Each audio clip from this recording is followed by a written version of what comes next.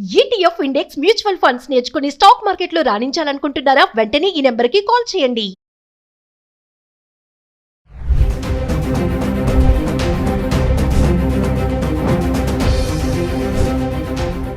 Suman TV ప్రేక్షకులకు నమస్కారం. Trump రాత్రి ఒక ఆలోచన, పొద్దున ఒక ఆలోచన, నిలకడలేని మనస్తత్వానికి అద్దం పట్టే విధంగా అక్కడున్నటువంటి స్టూడెంట్స్తో ఆడుకుంటున్నాడు, అక్కడున్నటువంటి ఎంప్లాయీస్తో ఆడుకుంటున్నాడు, అక్కడ సెటిల్ కావాలనుకుంటున్నటువంటి ఇతర దేశాల్లో ఉండే వలసదారులందరితో ఆడుకుంటున్నాడు. లక్షలాది జీవితాలని ఒక త్రిశంకుడు స్వర్గంలో పెట్టి తను ఆనందపడుతూ సంతోషపడుతూ తప్పుడు నిర్ణయాలు తీసుకుంటున్నాడు. అలాంటి తప్పుడు నిర్ణయమే H1B వీసాకు అప్లై చేసేవారు $1,00,000 కట్టాలని సెప్టెంబర్ 21వ తారీఖు నాడు అనౌన్స్మెంట్ ఇచ్చాడు. సెప్టెంబర్ 21వ తారీఖు అర్ధరాత్రి వరకు ఎవరైతే అప్లై చేసుకుంటారో అప్పటి వరకు మాత్రమే ఈ విధానం అమల్లోకి రావడానికి ముందుండేటువంటి అప్లికేషన్కు మాత్రం ఇది వర్తించదు.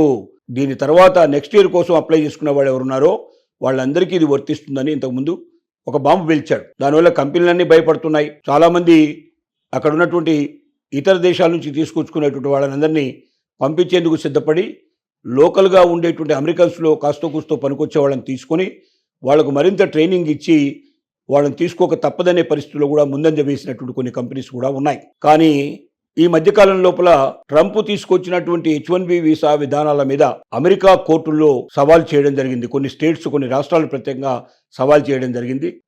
ఆ సవాలుకు మరి జడ్జిమెంట్ వచ్చే లోపలే ట్రంప్ తన విధానాల్లో కొంత మార్పు చేసుకొని నిన్న మొన్న అతను ఇచ్చినటువంటి స్టేట్మెంట్ ప్రకారంగా, అతను చేసిన మార్పుల ప్రకారంగా, ఇప్పుడు చేస్తున్న చట్ట సవరణ ప్రకారంగా చూస్తే దాని లోపల గొప్ప ఊరట కలిగేటువంటి ఒక సందేశాన్ని ఇచ్చాడు.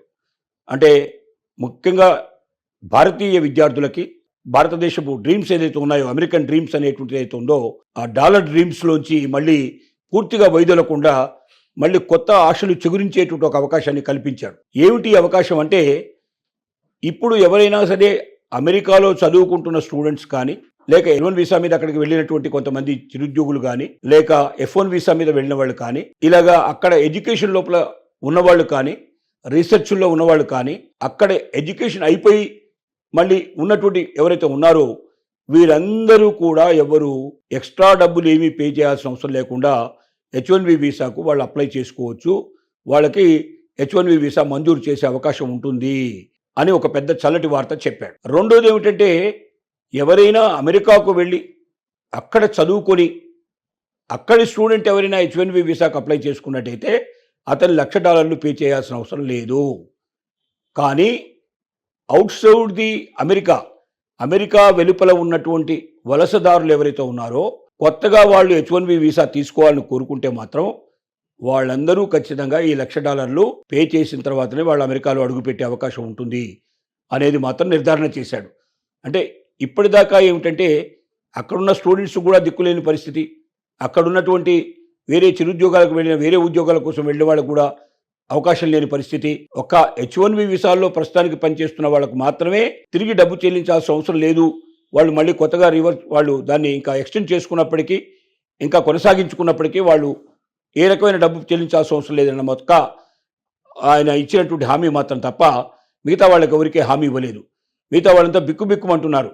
ఈవెన్ స్టూడెంట్స్ కూడా అక్కడ చదువుకున్న వాళ్ళు మళ్ళీ H1B వీసా కోసం $1,00,000 చెల్లించడం అంటే సాధ్యమయ్యే పని కాదు. ఇక మనం మూటాముళ్ళ సర్దుకొని ఇండియాకు వెళ్ళిపోవడం, లేదా ఇతర దేశాల నుంచి వచ్చిన వాళ్ళు ఆయా దేశాలకు వెళ్ళిపోవాలనే నిర్ణయాల్లోనే దాదాపు ఇప్పటిదాకా ఉన్నారు. సెప్టెంబర్ 21 నుంచి ఇప్పటిదాకా ఒక డోలాయమైన పరిస్థితిలో ఉన్నారు వారు. కానీ నిన్న మొన్న వచ్చినటువంటి వార్తలు చూసిన తర్వాత కాస్త వాళ్ళు సంతోషపడుతున్నారు. తర్వాత ఇండియాలో ఉండేటువంటి స్టూడెంట్స్ కూడా ఇక మనం అమెరికా వెళ్ళినా కూడా ఏం లాభం, $1,00,000 చెల్లించి మనకి ఏ కంపెనీ మనల్ని తీసుకోవడం అనేది సాధ్యం కాదు. కాబట్టి అమెరికా ఆలోచనలే మానుకుందాం, ఇండియాలోనే ఉందాం అనుకున్న వారికి ఒక కొత్త నమ్మకాన్ని, కొత్త విశ్వాసాన్ని అమెరికా లోపల ఇవాళ మనం ట్రంప్ తీసుకున్న నిర్ణయాల్లో ముఖ్యమైంది. ఎవరైతే భారతదేశం నుంచి F1 వీసా మీద ఇప్పుడు ఫ్రెష్గా అమెరికాకు వెళ్ళిన స్టూడెంట్స్ కూడా, వెళ్ళబోతున్న స్టూడెంట్స్ కూడా అక్కడికి వెళ్ళి చదువుకున్న తర్వాత 2 ఏళ్ళో 3 ఏళ్ళో వాళ్ళ డిగ్రీనో మొత్తం టోటల్గా పోస్ట్ గ్రాడ్యుయేషన్ పూర్తి చేసుకున్న తర్వాత వాళ్ళు H1B వీసాకు ఒకవేళ అప్లై చేసుకున్నట్టయితే వాళ్ళు అదనంగా ఏ పరిస్థితులు పెళ్లి చేయాల్సిన అవసరం, ఇంత ఉన్నటువంటి $1,00,000 నుంచి $6,00,000 దాకా ఉండేటువంటి మామూలు ఫీజు తప్ప ఒకేసారి $1,00,000 పెళ్లి చేయించాల్సిన అవసరం లేదు అనేది చాలా స్పష్టంగా ఇప్పుడు ఇష్యూ చేసినటువంటి వివరణాత్మకమైనటువంటి సందేశంలో ఉంది. కాబట్టి ఇక నుంచి అక్కడున్న స్టూడెంట్స్ భయపడాల్సిన అవసరం లేదు, కొత్తగా అక్కడ చదువుకోవడానికి వెళ్ళేటువంటి స్టూడెంట్స్ కూడా భయపడాల్సిన అవసరం లేదు. మళ్ళీ డాలర్ డ్రీమ్ కనడానికి ఒక అవకాశాన్ని ట్రంప్ ఇచ్చాడని మనం చెప్పక తప్పదు. ఈ ట్రంప్ ఇచ్చిన ఈ కొత్త అవకాశాన్ని ఉపయోగించుకొని భారతీయ స్టూడెంట్స్ అలాగే ఇతర దేశాల్లో ఉన్న స్టూడెంట్స్ అంతా కూడా ముందు స్టూడెంట్ వీసా మీద మీరు అక్కడికి వెళ్ళండి. స్టూడెంట్ వీసా టైంలో మాత్రం ఎట్టి పరిస్థితుల్లో ఏ రకమైనటువంటి పనులు చేయడానికి ప్రయత్నం చేయకండి, ఏ రకమైన ఉద్యోగాలు చేయడానికి ప్రయత్నం చేయకండి. క్యాంపస్లో దొరికే ఉద్యోగాలు తప్ప బయట ఉద్యోగాలు మీరు ట్రై చేయకండి. మీరు పెట్టినటువంటి కండిషన్స్ అన్నిటి ప్రకారంగా మీరు సోషల్ మీడియాలో కూడా ఎక్కడ కూడా అమెరికాకు వ్యతిరేకంగా కానీ అమెరికా మిత్ర దేశాలకు వ్యతిరేకంగా కానీ ఎక్కడా మీరు ఒక ఫార్వర్డ్ కూడా చేయడానికి వీల్లేదు. ఏ రకమైన సందేశాన్ని మీరు రిసీవ్ చేయడానికి వీల్లేదు, రిసీవ్ చేసుకున్న దాన్ని ఫార్వర్డ్ చేయడానికి వీల్లేదు. ఇవన్నీ జాగ్రత్తలు మీరు తీసుకొని చక్కగా మీరు చదువుకున్నట్టయితే ఆ తర్వాత మీ చదువు పూర్తయిపోయి H1B వీసాకు మీరు అప్లై చేసుకున్నట్టయితే తప్పనిసరిగా మీకు $1,00,000 ప్రాబ్లం లేదు. కాబట్టి ఏం చేస్తారంటే అమెరికాలో ఇప్పుడు స్థిరపడ్డటువంటి కంపెనీస్ అన్నీ కూడా అవుట్ సైడ్ ది అమెరికా లోపల ఉన్న వాళ్ళు ఎవరినైనా తీసుకోవాలంటే $1,00,000 చెల్లించాల్సిన పరిస్థితి ఏర్పడుతుంది. కాబట్టి 99% అలాంటి వాళ్ళని అవాయిడ్ చేస్తుంది.